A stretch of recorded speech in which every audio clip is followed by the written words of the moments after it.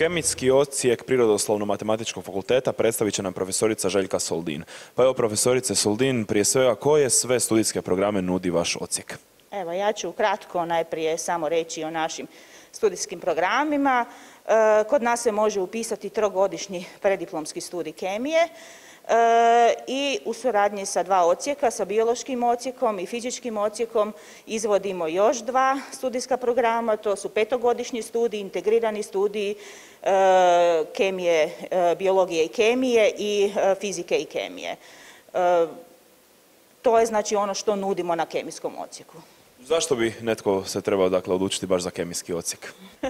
Pa eto, ono što je, ja bih rekla, naša nekakva glavna kvaliteta na našeg odsjeka, to su definitivno naši prostorni kapaciteti, naša oprema i naš stvarno stručni kadar.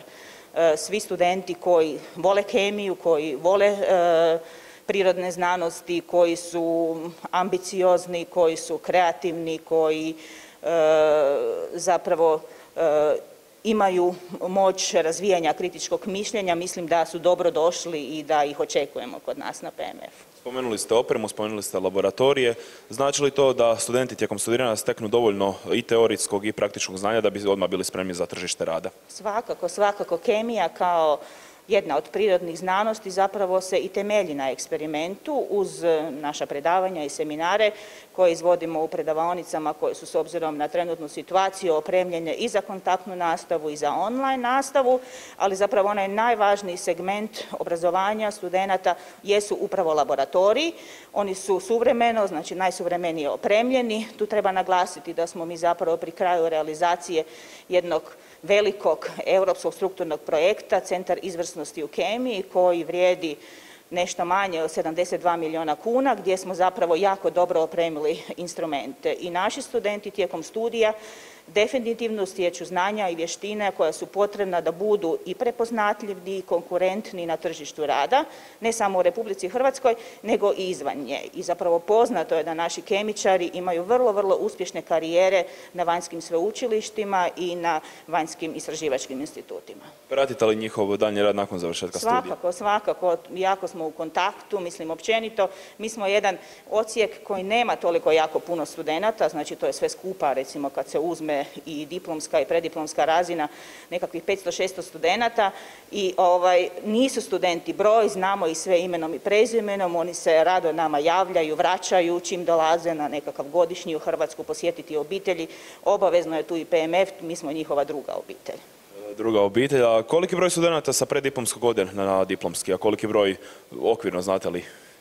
Pa znači naša kvota za diplomski studij je 70 studenata na istraživačkom smjeru i 15 studenata na nastavničkom smjeru. Ove godine smo upisali svi 70 na istraživačkom smjeru, na nastavničkom treba malo više poraditi, to je s obzirom na cijelu situaciju možda malo manji interes, ali recimo gotovo svi studenti su zainteresirani, možda nekakvih 3-4 nakon preddiplomskog studija nastavi studij van.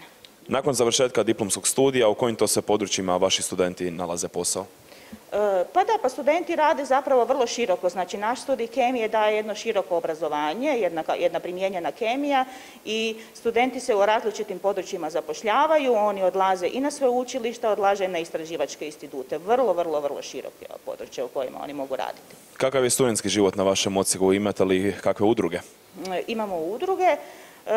Znači naši studenti su zapravo jako angažirani, prvenstveno je i cijeli kemijski odsjek naše aktivnosti usmjerene prema popularizaciji znanosti, pa tako studenti sa našim nastavnicima sudjeluju u popularizaciji, tu su naše dvije velike priredbe, Otvoreni dan kemije i predstava za djecu poznata u cijeloj Hrvatskoj Čarolije o kemiji, a studenti su izrazito aktivni u studentskoj sekciji Hrvatskog kemijskog društva, tu sudjeluju u pripremama simpozija, sudjeluju u popularizaciju znanosti, tu je isto jedna zapravo vrlo poznata aktivnost koja se naziva znanstvene čarolije. Tu su izrazito uključeni naši studenti. Za nas laike kemija zvuči kao nešto doista kompleksno. Kako vaši studenti zapravo kombiniraju studiranje i nekakav studentski život?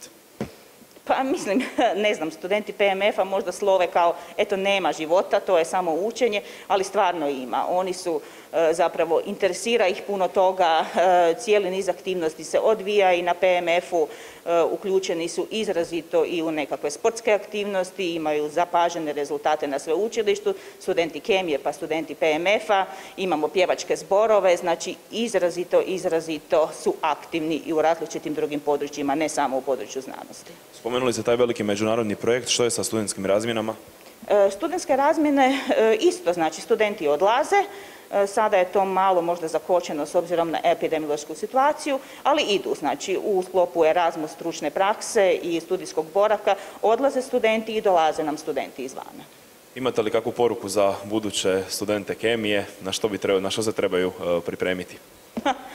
Pa ne znam, evo, ako vole znanost neka dođu, mi zapravo se na kemijskom odsjeku jako veselimo svakoj novoj generaciji studenata i zapravo sa veseljem ih očekujemo i pozivamo da dođu u naš dinamični kolektiv.